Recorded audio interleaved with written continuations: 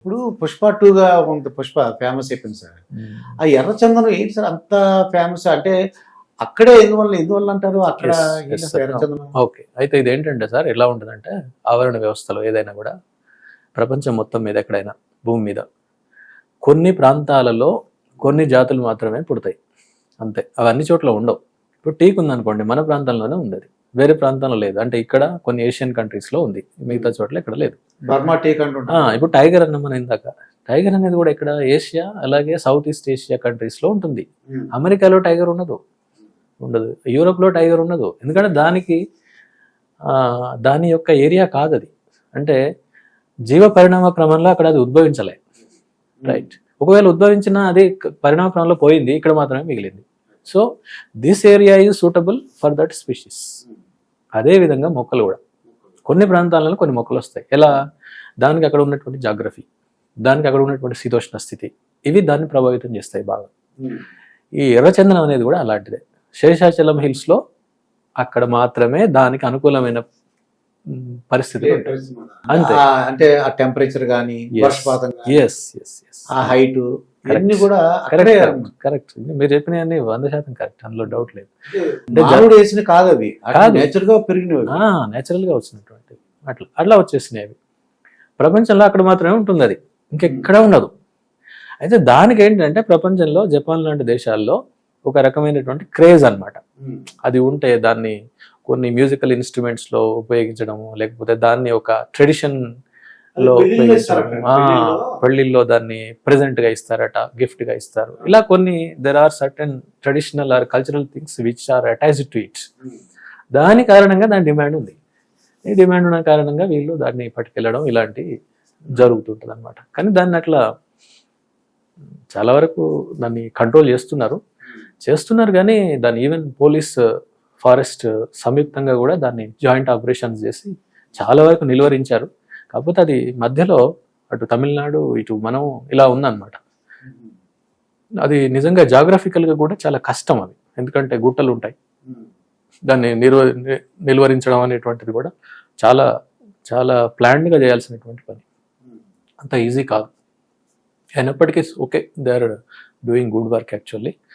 But దాని కారణం ఏంటంటే ఇది ఇంటర్నేషనల్ మార్కెట్లో దానికి ఉన్నటువంటి క్రేజ్, అంతే. ఆ క్రేజ్ కారణంగా ఇలా జరుగుతుంది. చాలా కష్టం. ఇప్పుడు ఆ సినిమా అంటే అది ఈజీగానే ఏదో లారీ మీద తీసుకెళ్లి నీటిలో వేసి చేశాడు, కానీ నిజంగా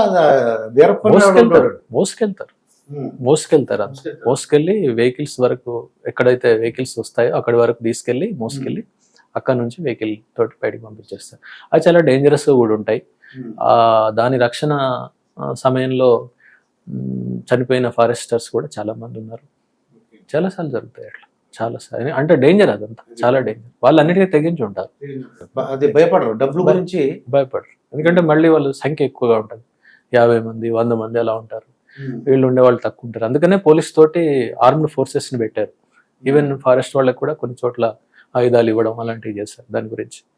but still it's a problematic thing really. దాన్ని స్మగ్లింగ్ని అరికట్టడం అనేటువంటిది కొంచెం ఛాలెంజింగ్ జాబ్. అది జనరల్గా ఫారెస్ట్ జాబ్ అనేది కొంచెం challenging job, because it's a different job when compared with other jobs. ఇది రిమోట్ ఏరియాస్లో ఉంటాయి. దీనికేమి చుట్టూ ఫెన్సింగ్ ఇట్లాంటివి ఏమి ఉండవు, న్యాచురల్గా ఉంటాయి కదా. నేచర్ అదంతా కూడా న్యాచురల్ బ్లాక్స్ అవన్నీ. వాటిని కాపాడడం స్మగ్లర్స్ నుంచి, అలాగే ఈ హంటర్స్ అంటే పోచర్స్ అంటాం వాళ్ళ నుండి, అలాగే ఈ భూమి ఆక్రమణ, ముఖ్యంగా ఈ మధ్య వస్తున్నటువంటిది ఆక్రమణదారుల నుండి, వాళ్ళు కూడా వందలలో వస్తారు.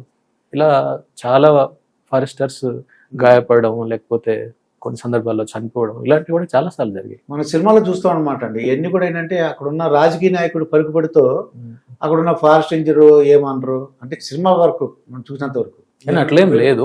అట్లా అనకపోవడం అంటే, అనకపోతే జరిగిన నష్టానికి మనదే బాధ్యత. మళ్ళీ ఇప్పుడు ఏదైనా చెట్టు పోయిందనుకోండి, ఆ చెట్టు నరికినప్పుడు అది ఎవడైనా ఎత్తుకుపోతే దానికి సంబంధించిన వాల్యూ అంతా మా బీట్ ఆఫీసర్ కట్టాల్సి ఉంటుంది, కట్టాల్సి వస్తుంది. అదంతా అలా ఉంటుంది అనమాట. కాబట్టి ఊరుకునే సమస్య లేదు. వాళ్ళని మనం ఏదో వాళ్ళు చూసి చూడనట్టుంటే కుదరదు. మీరు ఏది పోయినా కూడా అంతే, దానిపైన కంప్లైంట్స్ వస్తుంటాయి. అది కాకుండా ఇన్స్పెక్షన్స్ ఉంటాయి, పై ఆఫీసర్స్ వస్తుంటారు. It's a challenging job really.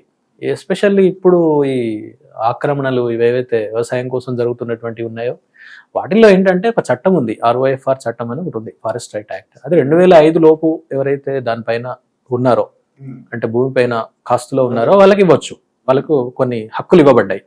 కానీ తర్వాత వచ్చినటువంటి వాళ్లకు కూడా కొన్ని సందర్భాల్లో వాళ్ళకు కూడా కొంతమంది చేశారు.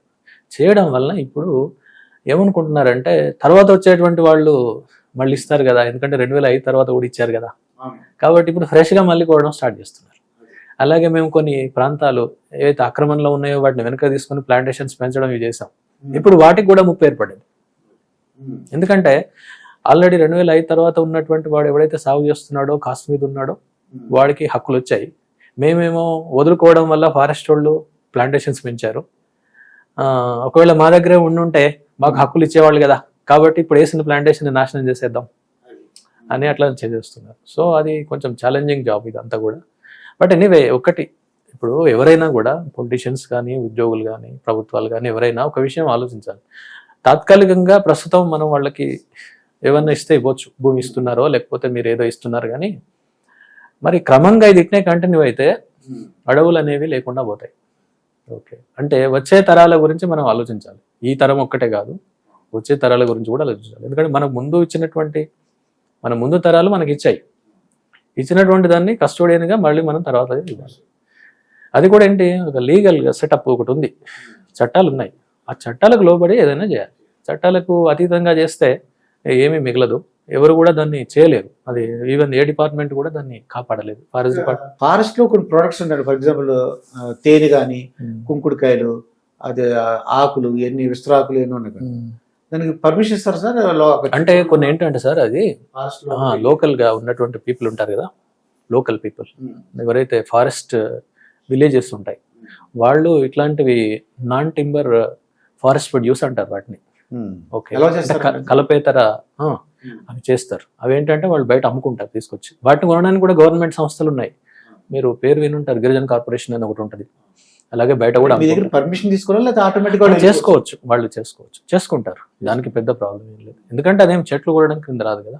ఇప్పుడు ఫర్ ఎగ్జాంపుల్ మీరు అన్న తేనె, అది వస్తుంటది, సీజన్ బట్టి వస్తుంటది, దాన్ని తీసి అమ్ముకుంటారు, మళ్ళీ వస్తుంది, అది మళ్ళీ చేస్తూనే ఉంటాయి. అలాగే చీపురు, అలాగే ఈ మన విస్తరాకులు అవి చేస్తుంటారు. కుంకుడుకాయలు అండి. అలా కాకుండా చెట్లను మొత్తం నాశనం చేయడం అనేది చేయకూడదు. అంటే కొన్ని సందర్భాల్లో ఏం చేస్తారంటే, ఫర్ ఎగ్జాంపుల్ ఉసిరికాయలు అనుకోండి, ఉసిరికాయల కోసం వాడు చెట్టును కొట్టేస్తాడు, జరుగుతాయి కొన్ని. ఇలాంటివి నాట్ అలౌడ్. అదే కాయలు తీసుకుంటే సరే పర్వాలేదు, దానికి ఇబ్బంది ఏం లేదు. కాకపోతే వాడు ఎక్కలేకనో ఇంకేదో కారణంగానో చెట్టును కొట్టేసి దాన్ని, మరి నెక్స్ట్ ఇయర్ ఎట్లా? నెక్స్ట్ ఇయర్ కావాలి కదా మరి.